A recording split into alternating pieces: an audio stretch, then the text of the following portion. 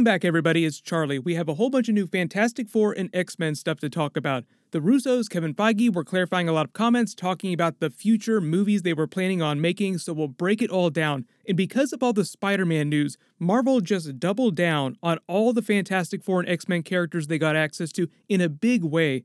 Sony even specifically cited that as a point of contention during their negotiations for the new contract. So if you're brand new to the channel, be sure to subscribe to get all the Easter egg videos. There's new giveaway stuff I'll explain at the end of the video. So breaking it all down top 10 style, Kevin Feige just clarified some of his comments about Fantastic Four and X-Men since the Comic-Con and D23 Marvel Phase 4 announcements. Now the Russos have also chimed in too. But starting with number 10, Kevin Feige confirmed they were going with a very different looking X-Men team for their first Marvel X-Men standalone movie. It's still a couple years away. I will talk about release dates in a second, but he wasn't talking about X-Men characters crossing over into other movies, because he does refer to them as mutants because you have people like Deadpool. There'll be a lot of other mutants popping up in other people's MCU movies during Phase 4 and Phase 5 before you see the very first Marvel X-Men film. 9. Namor in Black Panther 2 is the best example of that. He's referred to as the first mutant in the comics as a reference to the fact that he debuted in the comics before the traditional X-Men characters.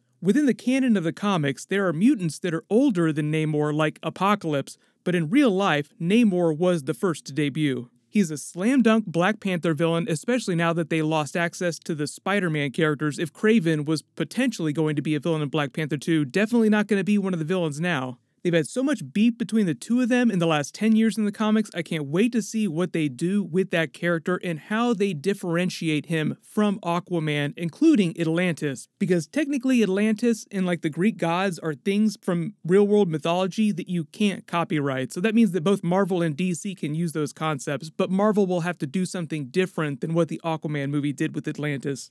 8. When Kevin Feige talks about a very different X-Men team debuting, what he means is you've seen the X-Men team form for the first time in X-Men First Class. Typically, those movies were built around the relationship between Professor X and Magneto. Magneto was a World War II survivor. That was a huge part of his backstory and his motivation. First Class took place in the 1960s so that they could loosely tie the continuity together James Bond style with the Bryan Singer X-Men movies, much to the chagrin of everyone trying to figure out the timeline. Then you have characters like Wolverine that kind of took over the franchise for a while with his popularity.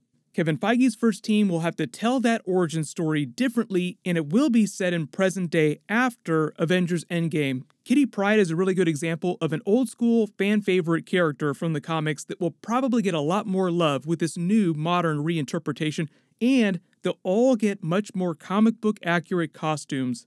7. The Eternals movie is taking the MCU cosmic in a much bigger way than they've ever gone before. That's in service of a lot of the larger Fantastic Four characters and concepts. Galactus is the best example of that. Just an awesome slam dunk celestial villain and then potential ally in bigger conflicts.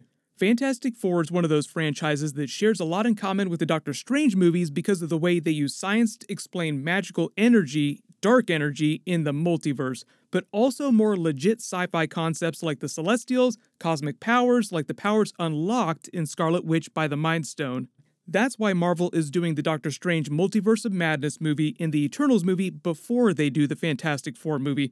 6. How they're going to handle those origins, where those characters been this whole time. I already did a similar video about the Eternals explaining why they didn't fight in the final battle during Avengers Endgame, because the way Kevin Feige explains it, in the Marvel Cinematic Universe, they've been around this whole time, we just haven't known it, so why didn't they help out in any of the previous conflicts? The reason why the X-Men haven't been around is a little bit different than the Eternals, but it's all about the idea of the Eternals' cosmic energy in the multiple Infinity Gauntlet snaps on Earth releasing more cosmic energy, and what the Celestials did on Earth millions of years ago to modify humanity, leading to the activation of the X gene in all the X-Men characters. There was a great Avengers 1 million BC story that explains how the Eternals' origins are also tied to the origins of the X-Men. Odin leads a team of Avengers during that era when he's a much younger version of himself.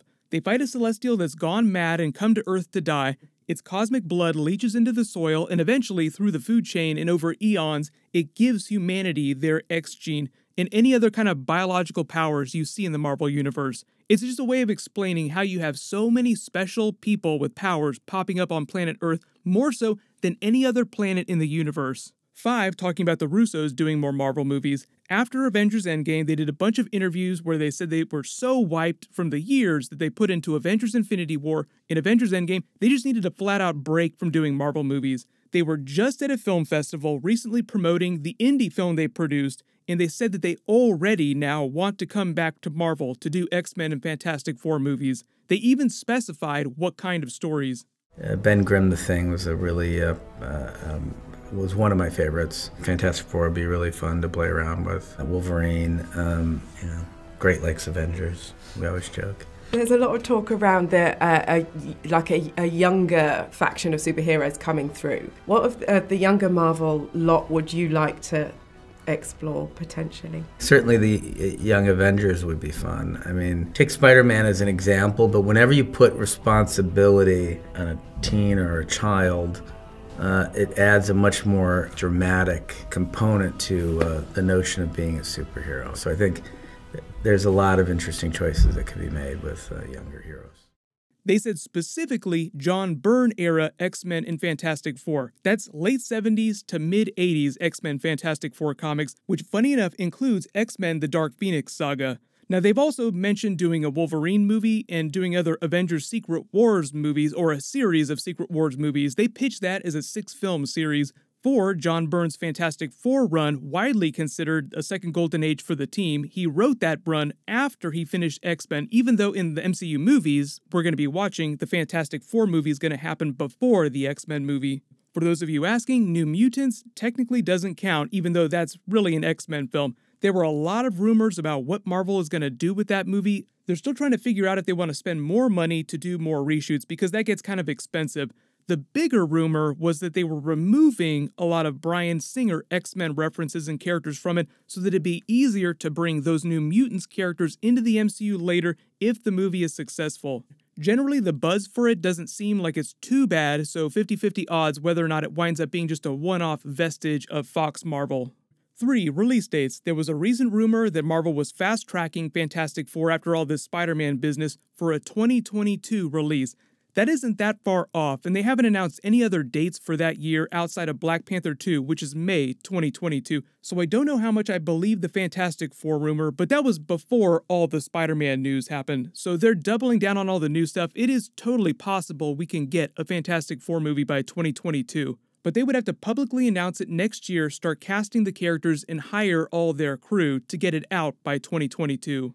2, the rumored release date for the next X-Men movie is supposedly 2023, and just like with that Fantastic Four release date rumor, take it with a grain of salt, but it does sound plausible enough. Like, we have all these Spider-Man plans that we can't enact now, but we have all these brand new characters, so why don't we bring in the biggest ones as fast as possible? In number 1, meet your newest big Avengers villain in Doctor Doom, because before all that Spider-Man fallout, Norman Osborn seemed like he was being poised to become the new anti-Iron Man of the MCU. Spider-Man Far From Home was integrated very deeply with what was going to be happening during Marvel Phase 4, and there's this whole idea of a vacuum left by Iron Man who's going to pick up his legacy. It seemed like originally Kevin Feige had intended a twist that Norman Osborn would wind up being the person to try and fill that hole, and it would be this dark turn for the MCU and everyone would have to rally together, but now it sounds like that's going to be Doctor Doom. He's a man of science and magic. He works perfectly in almost any of the Avengers A-list spin-off movies.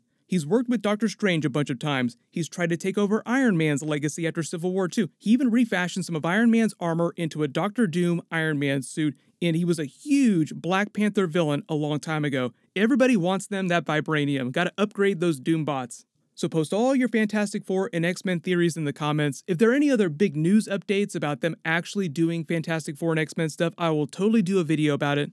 There's a new Amazon giveaway going on right now. All you have to do to enter is be a subscriber and just leave your best Fantastic Four theory on the comments below. Congratulations to Evan Disastrous, you're the giveaway winner from my last big Marvel video. Please email me on the About page of my channel so I can get your details. Everybody click here for that Wolverine vs. Hulk video, and click here for that brand new Rick and Morty Season 4 teaser trailer. Thank you so much for watching. Everybody stay awesome. I'll see you guys tonight.